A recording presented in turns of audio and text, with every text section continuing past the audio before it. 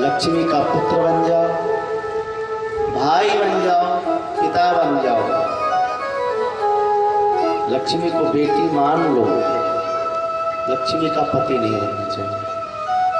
यदि आप लक्ष्मीपति बनना चाहते होंगे तो विचार त्याग देना। क्यों? नहीं तो शिशुपाल की तरह रोना पड़ेगा।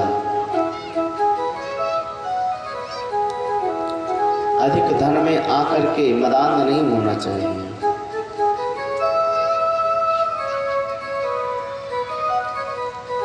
क्यों? क्योंकि लक्ष्मी सदा नारायण की हैं और नारायण की ही रहेंगी। यदि दुराग्रह किया जाएगा तो भगवान अपनी लक्ष्मी का हरण कर लेंगे और शिशुपाल की तरह रोना पड़ जाएगा। भगवान का धूमधाम से विवाह द्वारिका में भया।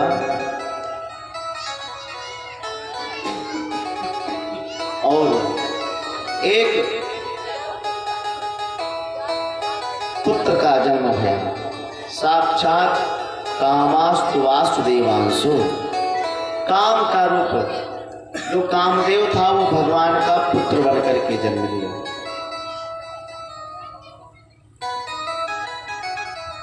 जो रुद्र भगवान के कोप से जल करके भस्म हो गया था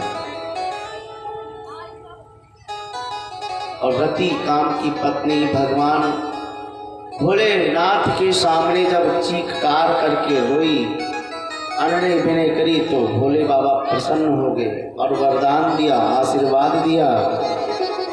क्या? जब यदुवंश कृष्ण अवतारा, जब यदुवंश कृष्ण अवतारा, वही है हरणी महामहिवारा, वही है हरणी महामहिवारा। कृष्ण तनय वही है पति तोरा, कृष्ण तनय वही है पति तोरा। बचनो अन्यथा होय न मोरा, बचन अन्यथा होय न मोरा। जब यदुवंश कृष्ण अवतारा, जब यदुवंश, जब यदुवंश कृष्ण अवतारा। जब द्वापर युग में भगवान विष्णु कृष्ण के रूप में अवतार लेंगे, वही है हरणी महामही भारा। तभी कृष्ण तनय हुई है पति तोरा। कृष्ण के प्रथम पुत्र जो प्रद्युम्न के रूप में जन्म लेंगे वो तुम्हारे पति होंगे। मेरा वचन है, असत्य हो नहीं सकता। वचन अन्यथा होय न मोरा। वही कामदेव आज भगवान का प्रथम पुत्र बनकर के जन्म लिया। महाराज, जब संबरासुर को पता चला कि कृष्ण को एक बालक हुआ है, क्योंकि संबरासुर का वध कृष्ण का पुत्र ही कर सकता था, प्रथम पुत्र, उसका हरण कर लिया, अपहरण कर लिया। लेकर जा रहा था तो नारद जी भेंट रास्ते में कर लिए और कहा, कहाँ जा रहे हैं? बोले महाराज, ये पुत्र है, ये हमारा काल था, हम कृष्ण के हाथ से चुरा लाए हैं। नारद ने कहा, अच्छा तुम चुरा कर क्या करोगे इसको? अपने पास तो रख नहीं सकते, एक काम करो, इसको इसी समुद्र में फेंक दो। महाराज, रात्रि का समय था, वो उस बच्चे का मुख भी नहीं देखा था और फेंक दिया समुद्र में। एक मछली निगल गई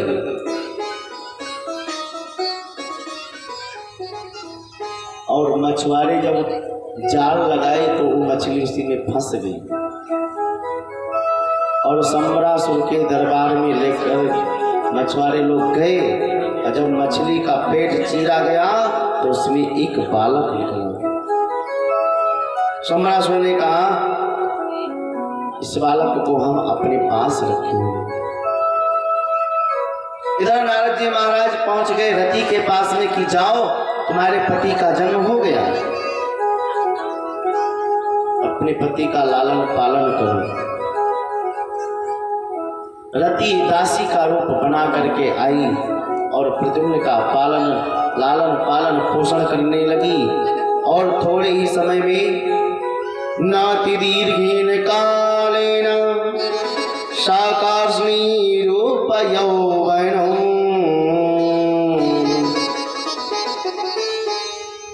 नाति दीर्घेन कालेन, छोटे बहुत कम समय में रसायन विद्या के माध्यम से प्रद्युम्न को यौवन अवस्था को प्राप्त करवा दिया गया।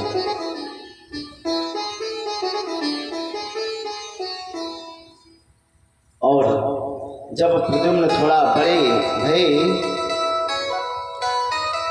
तो अब रति के प्रेम में बदलाव आने लगा। एक दिन प्रद्युम्न ने कहा देवी मातृभावामतिक्रम्य वर्तते कामिनी यथा। आप कौन हो?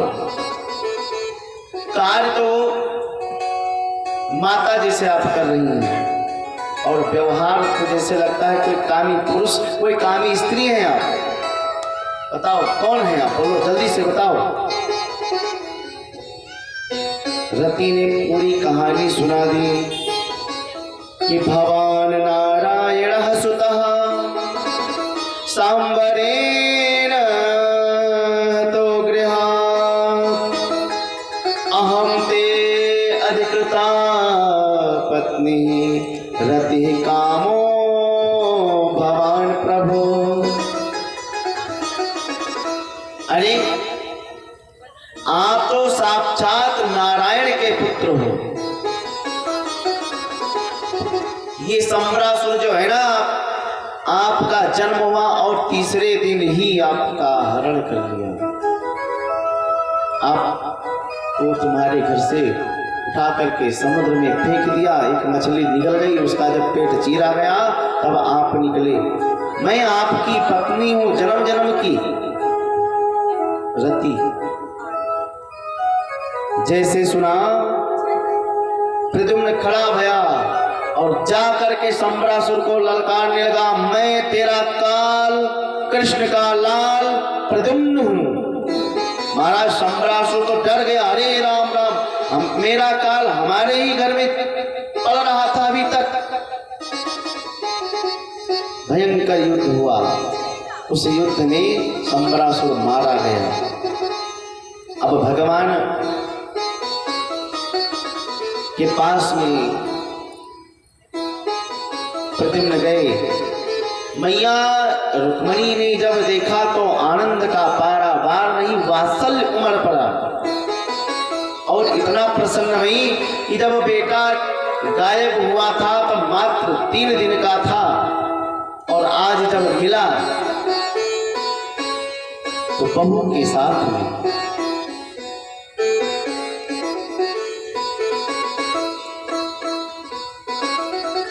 बहुत सुंदर विवाह का वर्णन किया।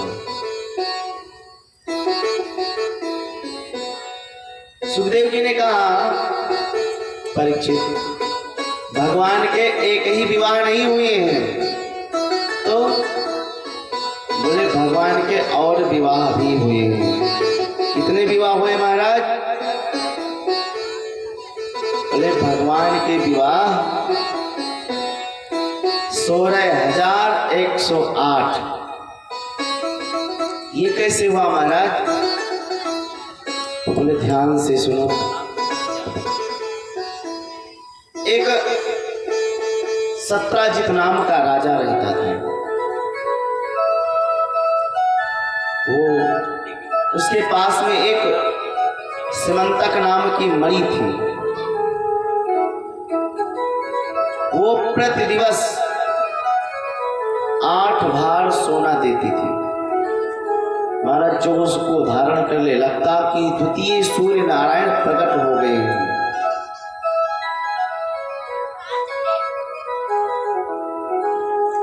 अब क्रूर और उद्धव जी ने जब देखा तो विचार किया, यदि ये मणि कृष्ण के पास में हो और वो इसको पहन करके अपनी सुधर्मा नामक सभा में बैठे तो कितना सुंदर लगेगा। जाकर के कहा कि ये मेरे द्वारिकाधीश को दे दो। सत्राजित ने तो मना कर दिया, मैं नहीं दे सकता।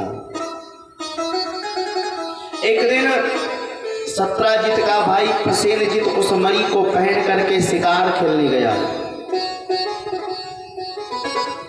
और किसी हिंसक जानवर ने मार दिया उसे। कई दिन व्यतीत हो गया, जब उसका भाई वापस नहीं आया तो सत्राजित को भ्रांति होने लगी। ये लगता है शायद द्वारिकाधीश ने मेरे भाई का वध करवा दिया हो, क्योंकि हमने मणि देने से इनकार कर दिया था। अपनी पत्नी से कहे, देवी मुझको तो एहसास हो रहा है कि द्वारकाधीश ने मेरे भाई का वध करवाया है, परंतु ये बात जब तक ठीक से पता ना चल जाए, क्लियर ना हो जाए, तब तक किसी से बताना मत। परंतु स्वभाव है माताओं का कि जब तक 2-4 लोगों से ना बताए दे तब तक इनको भोजन ही हजम ना हो।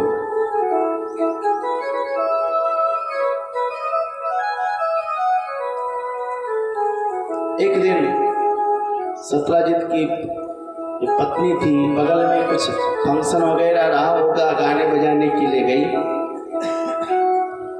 पड़ोसन ने पूछ दिया, अरे बहन आजकल तो सोच में ज्यादा पड़ी है, क्या बात है गई?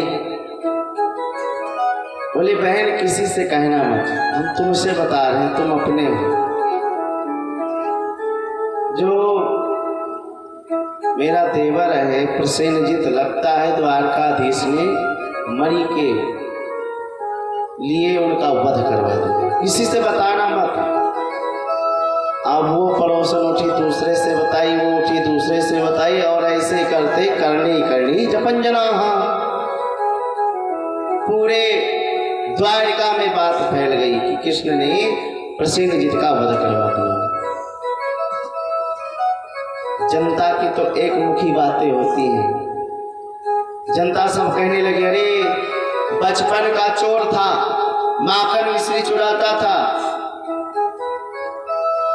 लगता है बचपना अभी गया नहीं, माखन मिश्री तक तो बात अच्छी थी, अब ये तो हीरे जवाहरात चुराने लगा, मर्डर करवाने लगा। पूरे द्वारिका में बात फैल गई। भगवान ने कहा, अरे राम जी, इतना बड़ा कलंक लग गया मुझे। इस कथा को ध्यान से सुनना, जो चांद को चौथ वाले देखे होंगे उनका कलंक ही मिट जाएगा। अब भगवान अपने कुछ वृद्ध बांधवों को साथ में ले करके और ढूंढने चल गए। जंगल में जाकर के देखा कि प्रसेनजित मरा पड़ा है। थोड़ा और आगे बढ़े तो एक शेर मरा पड़ा था। आगे बढ़े तो एक रीछ का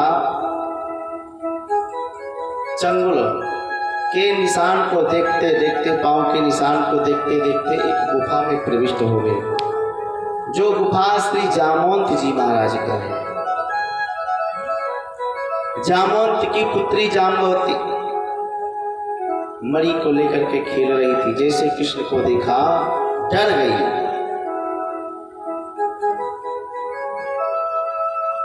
और चिल्ला पड़ी, और जैसे चिल्लाई तो जामवंत आया और उसको क्रोध आ गया कि मेरे इस गुफा में मानव प्रवेश कर गया।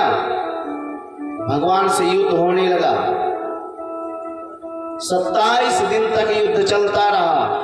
28वें दिन भगवान ने उसको पकड़ा और उठा करके पटका और 2 धमुकड़े जैसे मारे, उसके हाथ सब छूट गए। अरे महाराज मैं पहचान गया, आप कौन हो, मुझे छोड़ दीजिए। अच्छा क्या पहचान गए?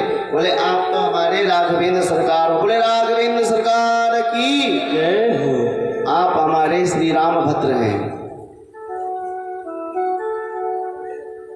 कैसे पहचान गए भाई? बोले प्रभु आप आए और आपने हमको संदेश भी नहीं दिया, लेकिन तो मैं आपको पहचान गई। देखिए जब भगवान श्री राम रावण का वध किए और सपरिकर के साथ में जब जाने लगे साकेत, तो भगवान सबके इच्छाएं पूछी। सबने अपना अपना इच्छा प्रकट की। जामवंत जी ने कहा प्रभु अभी मेरा हाथ फड़फड़ा रहा है, अभी मेरा युद्ध से मन नहीं भरा, अब वो कब भरेगा? भगवान ने कहा वो हमसे लड़ोगे तब भरेगा। बोले आप तो हमारे स्वामी हैं, स्वामी से सेवक युद्ध नहीं करता। भगवान ने कहा ये मनोरथ हम तुम्हारा अगले अवतार में पूर्ण करेंगे, द्वापर में। आज भगवान कृष्ण के रूप में आकर के ये मनोरथ को पूर्ण किया। बोले सरकार आपका यहाँ पर आना किस लिए हुआ? बोले भैया हमको मणि स्यवंतक मणि की चोरी लग गई थी, वो कलंक, इसलिए मैं यहाँ पर आया हूँ, ये मणि हमको दे दो। जामवंत ने कहा महाराज मणि तो आपको दे दो, परंतु ये हमारी बिटिया है, जीवन भर हमको गाली देगी। क्यों? क्योंकि ये कहेगी कि एक बार पिताजी ने हमको मणि दी और दूसरे बार में उसको ले लिया। महाराज एक काम कीजिए, मणि ले लीजिए और मणि वाली को भी ले लीजिए। भगवान ने कहा चलो अच्छी बात है। तुरंत वहीं पर पानी ग्रहण कर दिया। भगवान ने पानी ग्रहण स्वीकार किया। लाए सत्राजित को मणि प्रदान करी। सत्राजित बड़ा लज्जित हुआ और जनता की रुख पलट गई। कह रही है जनता कि मैं तो पहले से ही कह रहा था कि हमारे द्वारकाधीश सरकार चोर नहीं है। महाराज सत्राजित को जनता गाली देने लगी। सत्राजित बड़ा लज्जित हुआ, हाथ जोड़ करके भगवान से निवेदन किया प्रभु कुछ ऐसा करो कि ये जनता हमको गाली ना दे। एक कार्य करो, हमारी एक सुंदर पुत्री है जिसका नाम है सत्यभामा, इससे आप विवाह कर लो और दहेज में ये मणि ले लो, मैं आपका ससुर हो जाऊंगा तो ये जनता हमको गाली नहीं देगी। भगवान ने कहा चलो जो राम सोई राम। पानी ग्रहण कर लिया।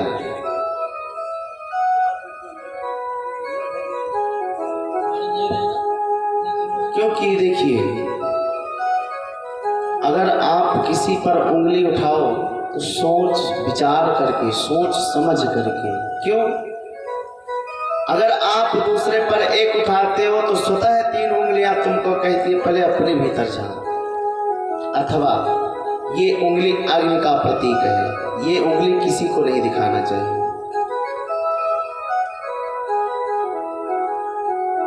ये उंगली किसी फल में दिखा दिए तो सड़ जाता है। क्यों? क्योंकि जल जाता है। किसी की तरफ यदि आप इशारा कीजिए तो हाथ दिखाइए, ये उंगली का प्रयोग मत करिए। क्यों? ये अग्नि का प्रतीक है। जब झगड़ा होता है तो कहता है हम आपको देख लेंगे।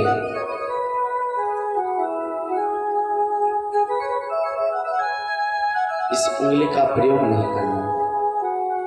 यदि आपका ज्यादा अभ्यास है उंगली दिखाने को तो ये उंगली दिखाइए। बोले वृंदावन बिहारी लाल की जय हो। भगवान के कितने विवाह हैं?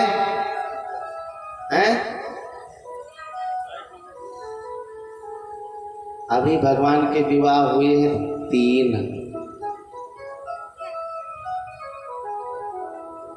एक बार भगवान दिल्ली गए थे।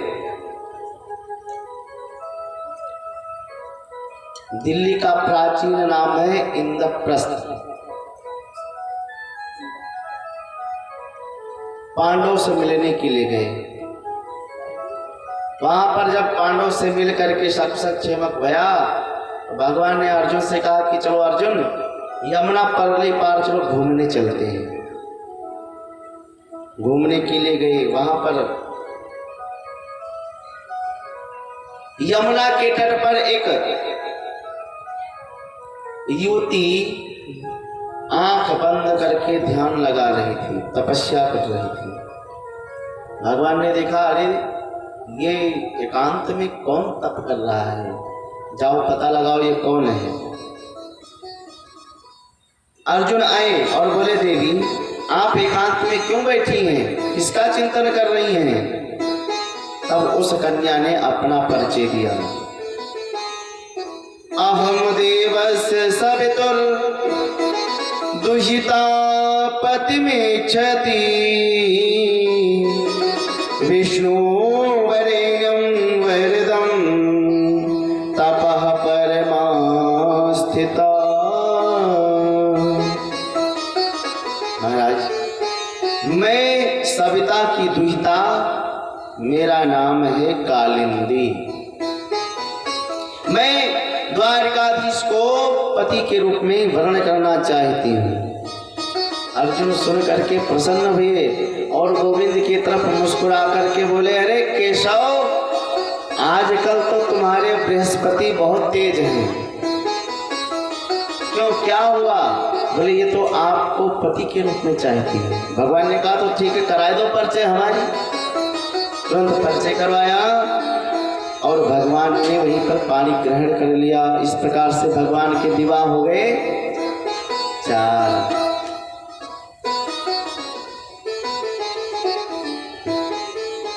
एक अवंती उज्जैन के राजा थे बिंद और अरविंद। उनकी बहन का नाम था मित्रवृंदा। भाई राजनैतिक का लाभ और आनंद लेने के लिए अपनी बहन का विवाह दुर्योधन के साथ में पक्का कर दिया।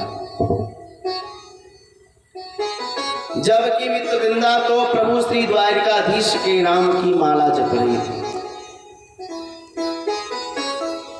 जब बड़े बड़े राजकुमार आए, स्वयंवर हुआ, तो मित्रवृंदा ने द्वारकाधीश के गले में माला डाल दिया। द्वारकाधीश के गले में जब माला डाला और जब उनके भाइयों ने विरोध किया, तो भगवान ने मित्रवृंदा का हरण कर लिया और ला करके द्वारका में आनंद से विवाह संपन्न किया। एक थे राजा कौशलेश नग्नजित। कौशल देश के राजा थे नग्नजित। इनकी एक बेटी थी जिसका नाम था सत्या देवी। राजा ने प्रतिज्ञा की, उनके यहाँ पे 7 बलिष्ठ बैल थे। बोले, जो इन 7 बलिष्ठ बैल को एक साथ में नाथ देगा, उसी के साथ में मैं अपनी पुत्री का विवाह करूंगा। महाराज, बड़े बड़े राजकुमार आते, सबको वो बैल मार करके खड़े देते। जब द्वारकाधीश पहुंचे, द्वारकाधीश ने एक ही साथ में 7 स्वरूप बना करके 7 बैलों को एक ही रस्सी में नाथ दिया और भगवान ने वहां पर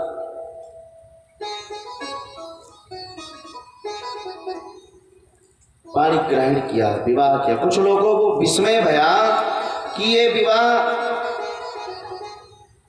कैसे इनके साथ में हो गया, 7 को कैसे साथ में बांध दिए। तो भगवान तो सर्वसमर्थवान है, कर्तुम अकर्तुम अन्यथा कर्तुम समस्त जगदीश है। इनके लिए कोई भी कार्य कठिन नहीं। कौन सो काज कठिन जग माही, कोई कार्य कठिन नहीं है। इस प्रकार से भगवान के विवाह कितने हो गए? 6। एक वसुदेव की बहन सुतकीर्ति थी। ये भगवान की बुआ जी लगेंगी। सुतकीर्ति भगवान से बड़ा स्नेह प्रेम करती थी। प्रगाढ़ संबंध बनाने के लिए इन्होंने अपनी पुत्री का संबंध भगवान कृष्ण से तय कर दिया। नाम था भद्रा।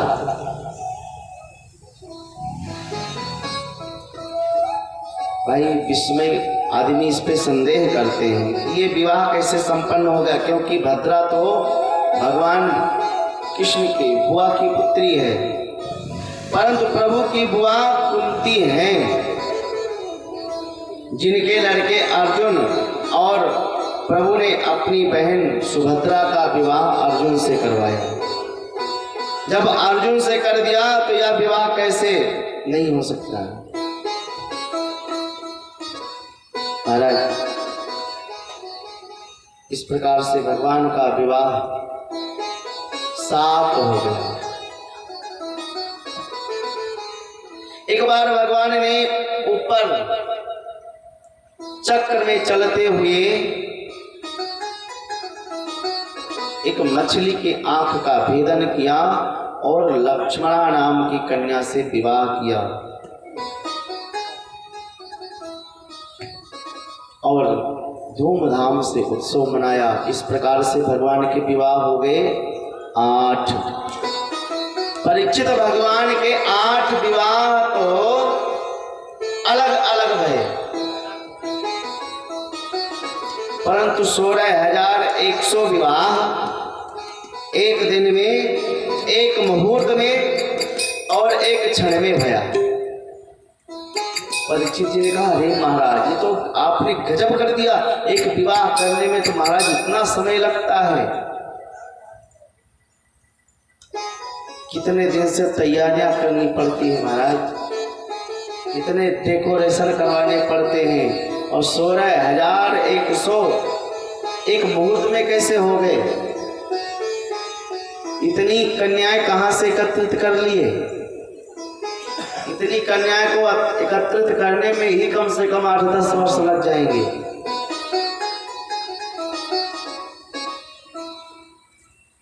तब कहा कि एक प्राग ज्योतिषपुर का राजा था भौमासुर। ये जिस राज्य में जाता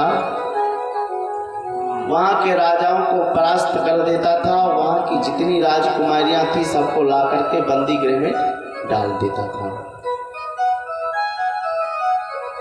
उसने एक प्रण किया था कि जब 20,000 की संख्या हो जाएगी तब मैं विवाह करूंगा।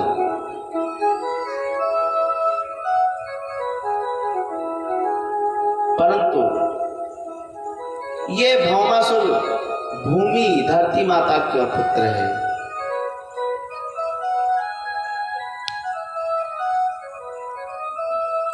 सब राजकुमारियां रोती थी, भगवान से प्रार्थना करती थी, हे नाथ, इस दुष्ट से मेरी रक्षा करो।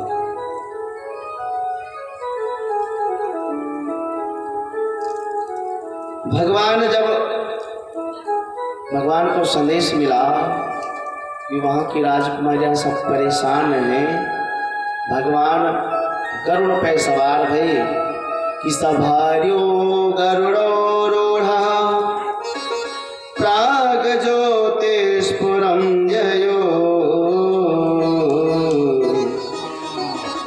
सत्यभामा को साथ में लेकर के गरुड़ पर सवार होकर के भगवान पहुंच गए प्राग ज्योतिषपुर।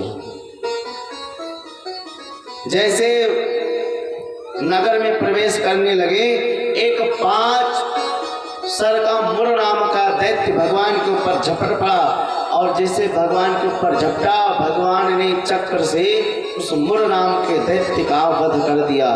तभी से गोविंद का नाम पड़ गया मुरारी। बोले मुरारी भगवान की जय हो। मुर दैत्य का वध करने से गोविंद का नाम पड़ गया मुरारी।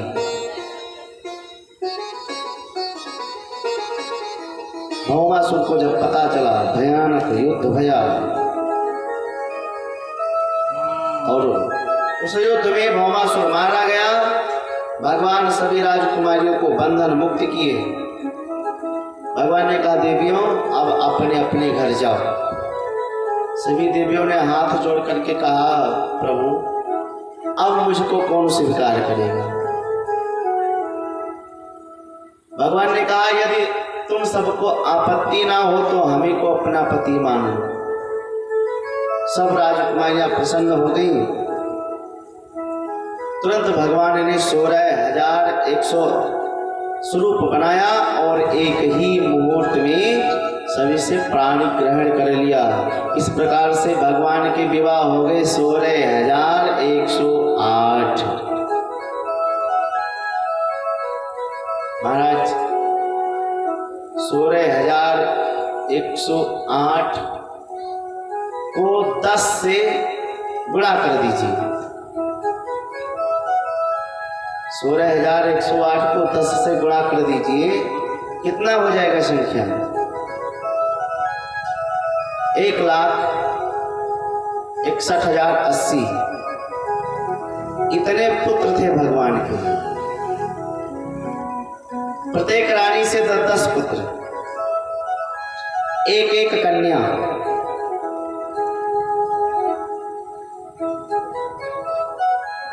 और पुत्रों के जब विवाह हुए तब उन्हें पुत्रों के पुत्र, और ऐसे करते करते भगवान के 56 करोड़ नाती पोते सब मिला करके हो गए, यदुवंशी हो गए। अब बताओ आज हमारे भारत की संख्या कितनी है? 100 करोड़ से ऊपर है। आधी तो जनसंख्या भगवान के रही। शायद 130 करोड़ जनसंख्या हमारे भारत भूमि में है और 56 करोड़ की जनसंख्या भगवान के पास में थी। तो और कितने लोग रहे होंगे उस समय? जिस प्रकार से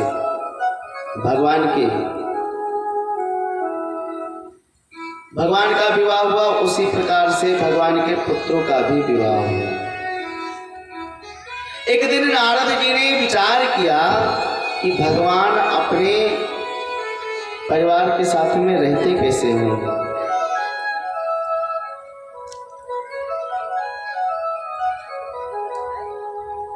भगवान का परीक्षण करने के लिए नारद जी महाराज आए।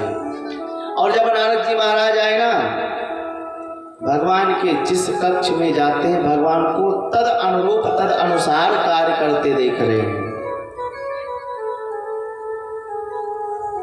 रुक्मिणी मैया के कक्ष में जब नारद जी पहुंचे तो भगवान अपने सिंहासन पर बैठे, रुक्मिणी मैया चमर डुला रही हैं। सत्यभामा के कक्ष में जब नारद जी महाराज पहुंचे, भगवान बावर्ची बने हुए भोजन बना रहे थे। भद्रा के कक्ष में जब नारद जी पहुंचे तो भगवान दही बिलोई रहे थे। भगवान को जिस जिस के कक्ष में जाकर के देखते थे भगवान तद अनुसार अपना अपना कार्य कर रहे थे। भगवान ने कहा अरे नारद, ये सब हमारी लीला है, तुम हमारी लीला से व्यथित हो गए, चक्कर में पड़ गए। चक्कर में मत पड़ो, ये चक्कर में पड़ोगे तो पढ़ते रह जाओगे। बस हमारे नाम का गुणानुवाद करते रहो, मेरे नाम का प्रचार करते रहो, यही में तुम्हारी भलाई है और मोक्ष की गति प्राप्त हो सकती है। क्योंकि बेटा ये संसार सब हमारा है, सबके हम धनी हैं, जिसको हम चाहेंगे वही हम कर देते हैं उसको। और सत्य है, जिस पे हमारे गोविंद रीझ जाए बाकी तो किस्मत जग ही जाती है। अरे सावरियो है सेठ, सावरियो है सेठ मेरी, अरे राधा जी सेठानी है, ये तो सारी दुनिया जानी है। सावरियो है सेठ, सावरियो है सेठ हमारी, राधा जो सेठानी है। सावरियो है सेठ, राधा जो सेठानी है, ये तो सारी दुनिया जानी है। सावरियो है सेठ। हरि बोल।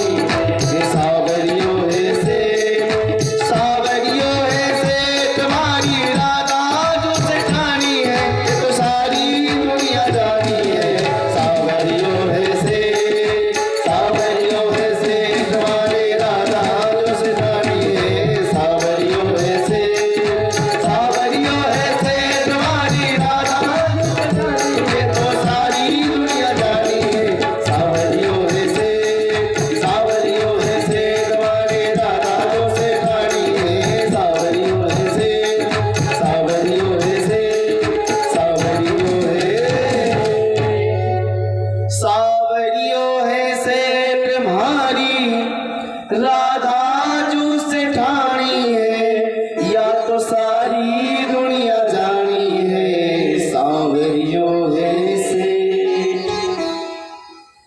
मेरा सांवरा सरकार सेठ है, साहूकार है। महाराज जब एक को देना होता है ना, इतना दे देता है जीवन में फिर किसी की कल्पनाएं नहीं रह जाती, कोई वस्तु की आकांक्षाएं नहीं रह जाती।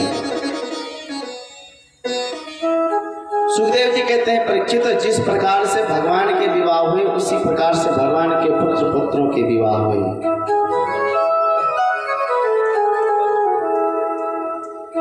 प्रद्युम्न के पुत्र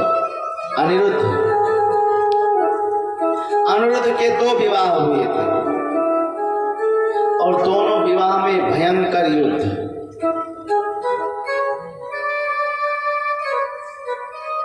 प्रथम विवाह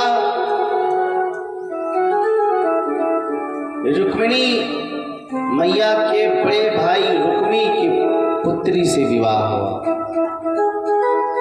भगवान बराती गाजे बाजे के साथ में लेकर के गए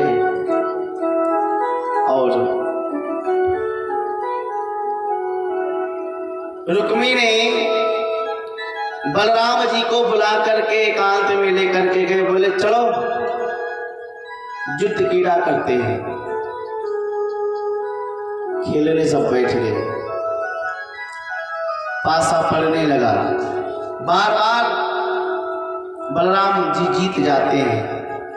सब कहते रहे नहीं बलराम जी आप हार गए, आप हार गए। बलराम जी तो खेलने को जानते नहीं थे। जब जीतते जा रहे थे और सभी कहते थे आप हार रहे हो, आप हार रहे हो, तब तक आकाशवाणी होगी कि तदा प्रवीण नमो वाणीम बले नैव जितो ग्रहा। बलराम जी बार बार जीत रहे हैं और बलराम ही जीत रहे हैं। और जब अपना पासा पड़ा फिर बलराम जी जीत गए और अब की बार कहा रे तुम हार गए हो। दाऊ जी ने कहा देखो भैया हम झूठ बोल सकते हैं, आकाशवाणी झूठ नहीं बोल सकती। मैं जीत गया हूं।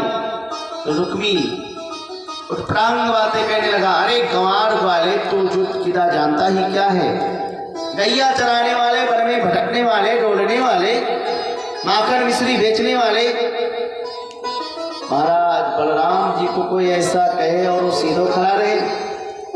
नैवाप क्षण को विदाम यूयम गोपाल वन गोचर।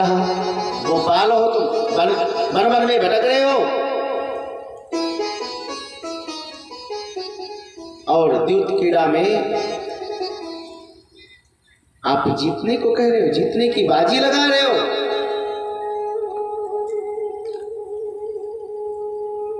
भगवान के भाई बलराम जी ने अपना मूसल उठाया और घुमा करके और रुक्मी को दे मारा और रुक्मिणी गिरा, प्राणांत हो गया, मर गया। अब भैया पुराने जमाने के संवाददाता नारद जी पहुंच गए। जैसे पत्रकार पहुंच जाते हैं कि आप बताओ इसके बारे में आपका क्या राय है, ऐसा कार्य हो गया, ये होना चाहिए कि नहीं होना चाहिए। पत्रकार पहुंच जाते हैं।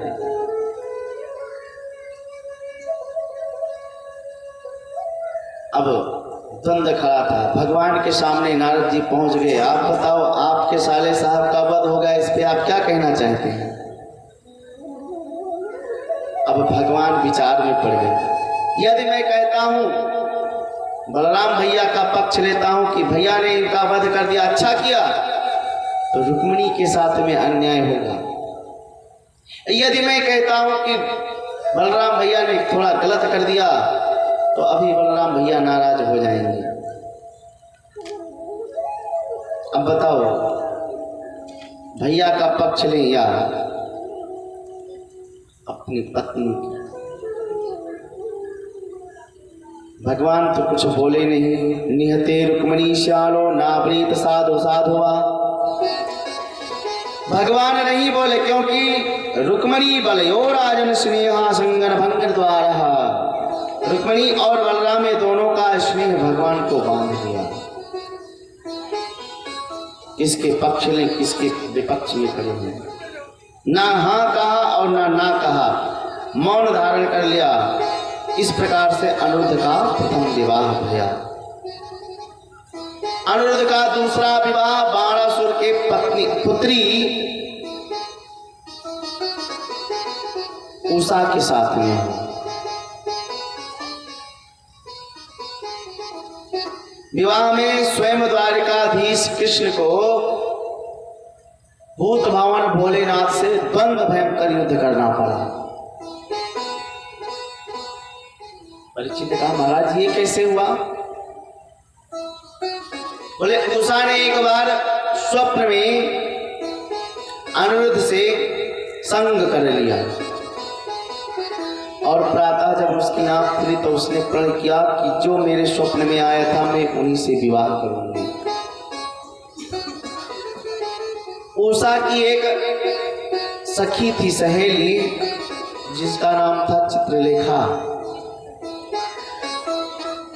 वो चित्रकार थी, बड़े बड़े सुंदर सुंदर राजकुमारों के चित्र बनाती थी। मायावी थी वो। उसने चित्र बनाना प्रारंभ किया। देश देश के प्रदेश प्रदेश के बड़े बड़े राजकुमारों का चित्र बनाया और जब अनिरुद्ध का चित्र बनाया तो ये हाथ रख दी कि यही मेरे स्वप्न में आए हुए थे। अरे ये तो द्वारिकाधीश के पुत्र के पुत्र हैं ये, और द्वारिकाधीश से और महाराज बाणासुर से तो बड़ा बैर चल रहा है। अब क्या करें?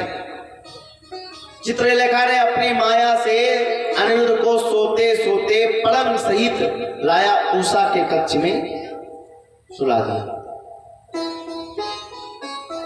आंखें खुली तो अपने आप को उषा के कक्ष में जब पाया, उषा से पूछा, देवी आप कौन हो?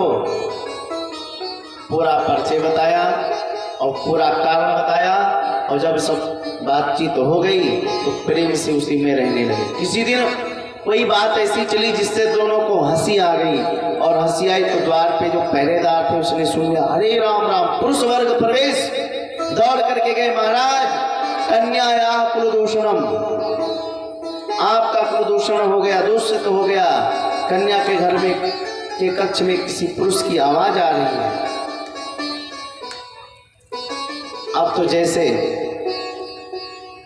राजकुमारी के कक्ष में प्रवेश किया और अनिरुद्ध को पाया, अनिरुद्ध को बंदी बना लिया और कारागार में छोड़ दिया। इधर नारद जी महाराज भगवान के पास में पुनः पहुंच गए। प्रभु सब कुशल मंगल से है ना? बोले हाँ, सब राजी खुशी से हैं, और पुत्र पत्रों में सब मंगल से है ना? भगवान ने कहा और तो सब प्रसन्नता से मंगल में हैं, परंतु कुछ दिन से अनिरुद्ध नहीं दिखाई पड़ रहा। अरे महाराज, तो अनिरुद्ध दिखाई कहाँ पड़ेगा? क्यों? बोले वो तो जेल की रोटी खा रहा है। मतलब बोले तो बाणासुर के कारागार में पड़ा है।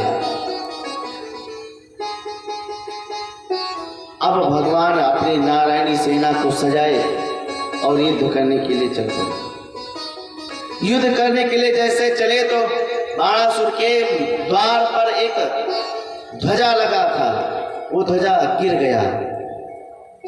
उसको भोलेनाथ ने दिया था कि जब ये ध्वजा तुम्हारे द्वार से गिर जाएगा, समझ लो कि तुमसे युद्ध करने वाला आ गया, तेरा वही वध करेगा। जैसे ध्वज गिरा तैसे दौड़ करके भोलेनाथ के पास में गया। महाराज द्वार का झंडा गिर गया। भोलेनाथ ने कहा, अरे चेला परेशान काहे हो रहे हो, हम है ना। भोलेनाथ जी आकर के द्वार पे खड़े हो गए। उधर भगवान नारायणी सेना लेकर के आए, भोलेनाथ को देखा। अरे भोले बाबा, हर हर भगवान ने, शंकर जी ने कहा नमो नारायण। प्रभु आपको कैसे यहाँ पे आना हुआ? भगवान ने कहा ये जो बाणासुर है ना, इसने हमारे परपोते को बंदी बना लिया, उसको आज चटनी चखाने आए हैं। अच्छा, और भोलेनाथ आप यहाँ पर कैसे खड़े हो? बोले जिसको तुम चटनी चखाने आए हो उसी में हम पानी डालने आए हैं। मतलब बोले हम उसकी रक्षा करने के लिए यहाँ खड़े हैं। अरे बाबा, बोले बाबा आप नेक साइड में हो जाओ, हम भीतर प्रवेश हो जाएं। भगवान ने कहा कि हम साइड में नहीं होंगे, हम अपने चेला को हमने वचन दे दिया है तो वचन विमुख नहीं होंगे। अब तो बात बढ़ गई आगे। भगवान ने कहा तो ठीक है, आ जाओ मैदान में, ठीक है चलो। भयंकर भोले बाबा में और नारायण कृष्ण में होने लगा युद्ध।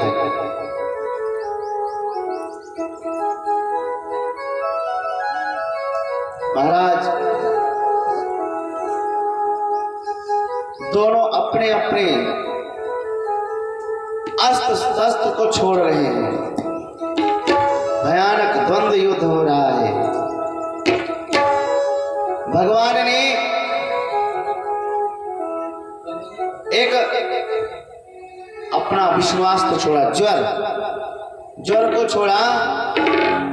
ब्रह्मा जी को जमाई आने लगे, करने लगे और भगवान भीतर प्रविष्ट हो गए।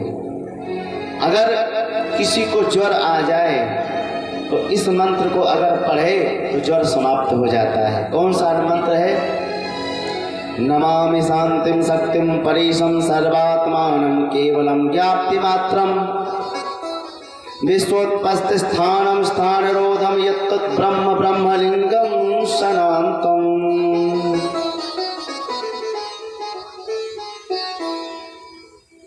जान कहाँ पाएंगे? भागवत का श्लोक है। भागवत के 10वें स्कंद के 63वें अध्याय के 25वां श्लोक है।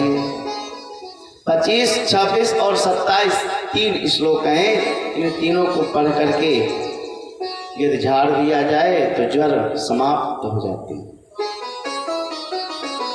इधर भगवान भीतर प्रविष्ट हो गए। बाणासुर से युद्ध होने लगा। भगवान उसके भुजाओं को काटने लगे। जब अंतिम भुजाएं बची तो बाणासुर की जो माँ थी, धाई माँ कोटरा, वो नग्न होकर के भगवान के सामने खड़ी हो गई।